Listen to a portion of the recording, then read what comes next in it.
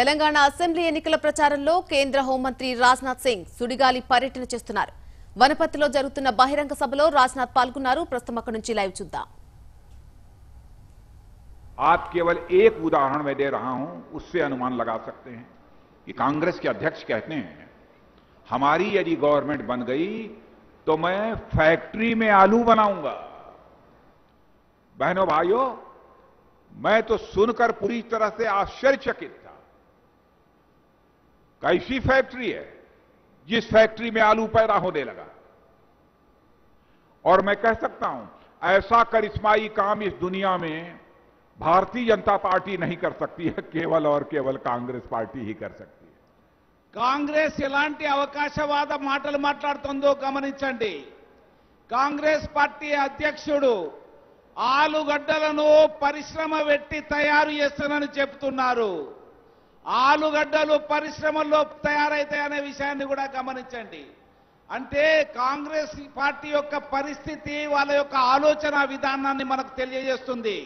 కానీ భారతీయ జనతా పార్టీ అటువంటి యొక్క అసంబద్ధ ప్రకటనలు చేయదు, అభివృద్ధి లక్ష్యంగా పనిచేస్తుంది.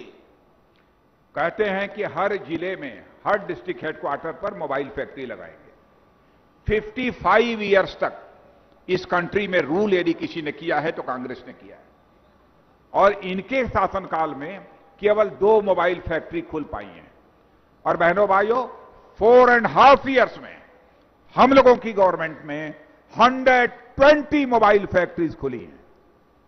కాంగ్రెస్ పార్టీ చెప్తుంది ప్రతి జిల్లాకు ఒక మొబైల్ ఫోన్ల యొక్క పరిశ్రమ స్థాపిస్తానని చెప్తుంది. 55 సంవత్సరాల పరిపాలనలో కేవలం 2 మొబైల్ కంపెనీల పరిశ్రమలు మాత్రమే స్థాపించబడ్డాయి. కానీ గత 4.5 సంవత్సరాల నరేంద్ర మోడీ గారి పరిపాలనలో 120 మొబైల్ పరిశ్రమలు ఈ దేశంలో స్థాపించబడ్డాయనే విషయాన్ని చెప్తున్నారు. बहनों भाइयों, हमारा भारत अब यह कमजोर भारत नहीं रहा है। 4.5 वर्षों में हमारा भारत यह बदल चुका है। सारी दुनिया यह मानने लगी है कि भारत अब ताकतवर भारत हो गया है। दुनिया में किसी की हिम्मत नहीं है कि भारत की ओर आंख उठाकर देख ले। భారతదేశం బలహీన దేశం కాదు, భారతదేశం చూస్తూ ఊరుకోదు. భారతదేశం జోలికి వస్తే ఖబర్దార్ అనే రిసిలో భారతదేశం ఉందనే విషయాన్ని చెప్తున్నారు. మన జోలికి వస్తే ఎవరు కూడా మనగడలేరనే విషయాన్ని ఈ 4.5 సంవత్సరాల్లో మోడీ గారు నిరూపించారు. हम तेलंगाना राज्य को भी एक ताकतवर राज्य बनाना चाहते हैं, एक विकसित राज्य हम बनाना चाहते हैं। इसलिए हमें आप सबकी मदद चाहिए। తెలంగాణ రాష్ట్రాన్ని కూడా ఒక అభివృద్ధి చెందిన రాష్ట్రంగా, ఒక సంక్షేమంలో అగ్రభాగాన ఉండే రాష్ట్రంగా మేము తప్పకుండా తీర్చిదిద్దబోతామనే విషయాన్ని స్పష్టం చేస్తున్నారు. यदि हमारी गवर्नमेंट बनेगी तो 1 लाख नौजवानों को हम एम्प्लॉयमेंट अपॉर्चुनिटीज मुहैया कराएंगे। इतना ही नहीं, हर 60 इयर्स से ऊपर के लोगों को old age pension per month 2000 rupees भी मुहैया कराएंगे। భారతీయ జనతా పార్టీ ఈ రాష్ట్రంలో అధికారంలోకి రాగానే రైతుల యొక్క రుణాలు 2 లక్షల రూపాయలు మాఫీ చేస్తారనే విషయాన్ని ప్రకటిస్తున్నారు. అంతేకాదు ఈ రాష్ట్రంలో 60 సంవత్సరాలు పైబడ్డ వృద్ధులందరికీ కూడా నెలకు 2000 రూపాయల పెన్షన్ను పింఛన్ను ఇవ్వబోనున్నామని తెలియజేస్తున్నారు. बहनों भाइयों, अब नक्सलिज्म जो कांग्रेस के शासनकाल में 90 जिलों में था, अब 4.5 वर्षों में भी घटकर 7, 8, 9 जिलों में रह गया है। नॉर्थ ईस्ट का एक्सट्रीमिज्म, इंसर्जेंसी, वह भी 4.5 वर्षों में 85% कम हो गई है। यह भारत की ताकत बढ़ी है। और आपने देखा पाकिस्तान से आतंकवादियों ने रात के समय भारत में घुसकर हमारे 17 सेना की जवानों की जानें ले ली। फिर हमारे प्रधानमंत्री ने स्ट्रांग विल पावर का परिचय देते हुए फैसला किया, और हमारे जवानों ने पाकिस्तान की सीमा पर जाकर उनका सफाया करने में पूरी कामयाबी हासिल की। उस सर्जिकल स्ट्राइक की भी आपको जानकारी हो। గత 4.5 సంవత్సరాల్లో నక్సలిజాన్ని చాలా తక్కువ స్థాయికి తీసుకొచ్చాం. కాంగ్రెస్ పరిపాలనలో 90 జిల్లాలు నక్సలైట్ ప్రభావిత జిల్లాలుగా ఉండేటి. ఈరోజు ఆ సంఖ్య 8కి కుదించబడ్డాయి. నక్సలిజాన్ని అదుపు చేసి 8 జిల్లాలకు మాత్రమే ఈరోజు ప్రభావిత జిల్లాలుగా ఉన్నాయి. అదేవిధంగా ఈశాన్య రాష్ట్రాలలో చొరుబాటుదారులు ఇన్సర్జెన్సీ నుంచి భారతదేశాన్ని కాపాడబడుతున్నది. అనేక మంది చొరుబాటుదారులకు అడ్డుకట్ట వేసి 80% చొరుబాటుదారులను తగ్గించగలిగింది ఈ నరేంద్ర మోడీ గారి ప్రభుత్వం. అలాగే పాకిస్తాన్ బార్డర్లు తరచూ మన సైనికులను కాల్చివేస్తుండేవారు, మన సరిహద్దు దాటుతూ వచ్చేవారు.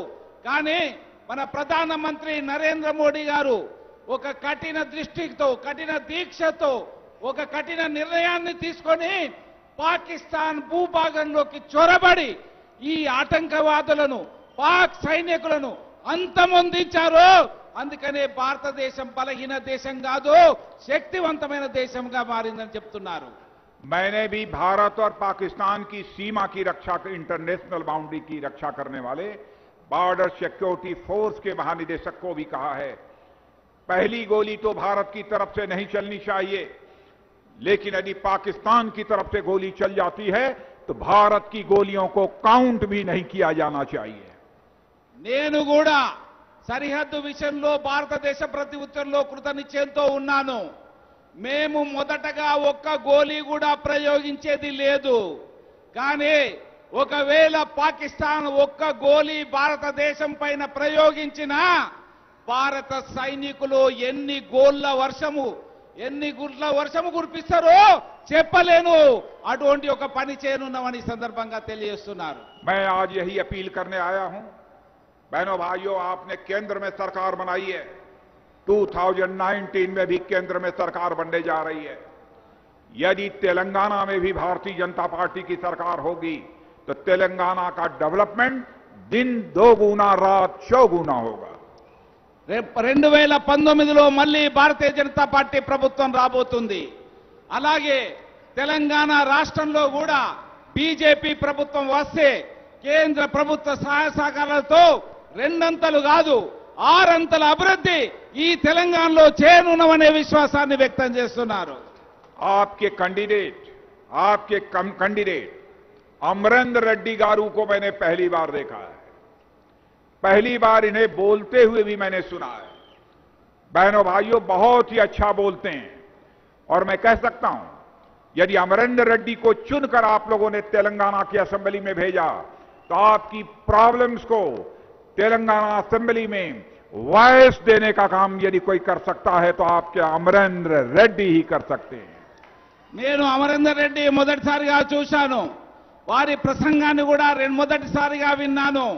మీరు గనక అమరేందర్ రెడ్డిని ఎమ్మెల్యేగా గెలిపిస్తే మీ సమస్యలు, మీ బాధలు, మీ వేతలంతా కూడా అసెంబ్లీలో ప్రశ్నిస్తారు, గలమెత్తి మాట్లాడతారనే విశ్వాసాన్ని వ్యక్తం చేస్తున్నాను. मैं आप सबसे अपील करूंगा, एक बार हाथ उठाकर ऊपर तालियां बजाकर अपना अमरेंद्र रेड्डी को समर्थन दीजिए. వీరందరూ కూడా చప్పట్లతో అమరేందర్ రెడ్డికి మద్దతు తెలపవలసిందిగా విజ్ఞప్తి చేస్తున్నారు. అందరూ కూడా 2 చేతుల గట్టిగా చప్పట్లు కొట్టండి. और आप कहिए तो अमरेंद्र रेड्डी से मैं एक कमिटमेंट ले लूं. నేను అమరేందర్ రెడ్డి గురించి మీకు ఒక మాట ఇస్తున్నాను. बहनों भाइयों, एक कमिटमेंट अमरेंद्र रेड्डी से चाहता हूं कि अमरेंद्र रेड्डी को आप जिताइए.